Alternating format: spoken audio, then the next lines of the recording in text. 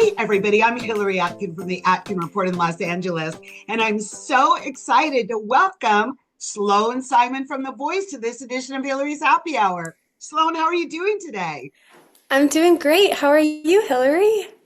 Fantastic. And I've got to congratulate you right off the top on your knockout with Cameron Wright for Team Michael. Oh, thank you. Thank you. It was truly a special performance, and I'm glad I got to share the stage with Cameron. And what was it like being on stage with him and waiting for Michael to decide and then to experience what many people are calling his sneaky save? That it was definitely sneaky, but it was very nerve-wracking to go up against a vocalist like Cameron. They are truly vocal perfection. I heard Cameron sing for the first time in reality with Jennifer Hudson and Michael, and I was floored. I was like, how is there a voice like this?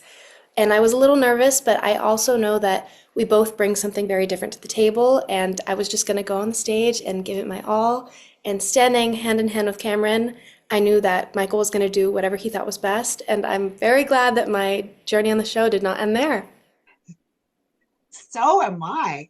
And what was it like working with your mega mentor, Jennifer Hudson, to put the elements in place for your performance of Can't Catch Me Now? Jennifer Hudson, I don't even know where to start. She was incredible. So, Jennifer Hudson was especially helpful for my staging for the performance because she's an EGOT winner. She's done theater, she's done acting for cameras, she's literally done everything. And we both kind of discovered we both were having a hard time kind of figuring out how to stage this song. And then we realized it was so theatrical and that we could play to so many elements because it was written for the Hunger Games movie soundtrack. So it's very cinematic and we really experimented with keeping the movement subtle but having that glare, and I think we definitely did that. What a great opportunity to work with the great J Hud. Love Oh her. my goodness. She was And amazing. talking, She was just amazing. I walked in and I was like, "Oh my God, it's Jennifer Hudson." we're talking about amazingly talented women. You started off on Team Gwen, and she has I praised your did. star quality. But after your battle for her with Sydney Sterles, things got pretty wild after Gwen chose Sydney, and then you got a rare triple save. What were you thinking as all of this unfolded? I didn't think it was real life. My heart was beating out of my chest. I saw Michael, then Reba, then Snoop all press their buttons. I could not believe that was real. It felt very out of body, but I'm very grateful. It was a fun moment for viewers as well, as was your blind audition of Unwritten when both Gwen and Michael turned for you. So, was that experience different than the way you might have imagined it would be? I think it's definitely, the blinds were very nerve-wracking because you walk into the stage and you see their backs, and all you're doing is just singing for a chair to turn. Like, I was very nervous. I told myself from the beginning, I just want one chair to turn. Anything after that is an added bonus. And to say that and be where I am now, I'm just eternally grateful.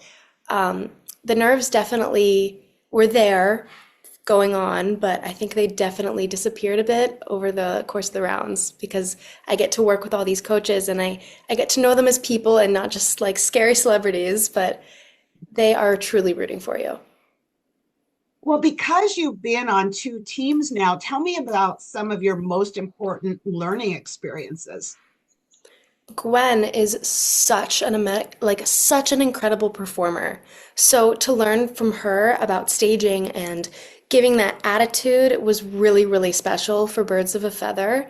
And I think Michael is the gold standard of modern day vocals. Like his voice is just gorgeous. So to have his input about what I was doing and how to elevate my performance and bring it to the next level, like was really, really, really helpful in making me feel as comfortable as possible on that stage. Well, it's definitely working for you.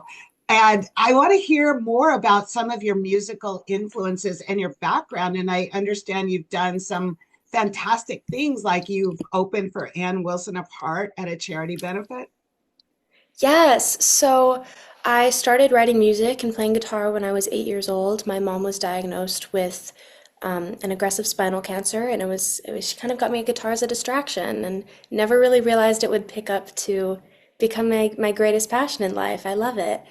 And I started songwriting, I started performing, and my dad was the one who encouraged me to audition for The Voice. Music has always been our shared bond, and after I was cast, we found out he was sick, and it's been a tough journey, but he kept telling me all throughout the show that there was nowhere else he'd rather me be, and he's really glad that I got to do that.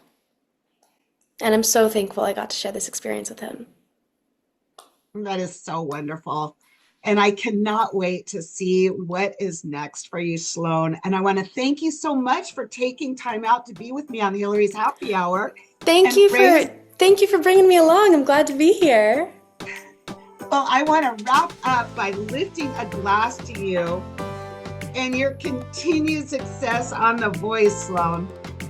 Oh, thank you so much. My toast is a little less cool than yours. I have water, but It's all good. Cheers. Cheers.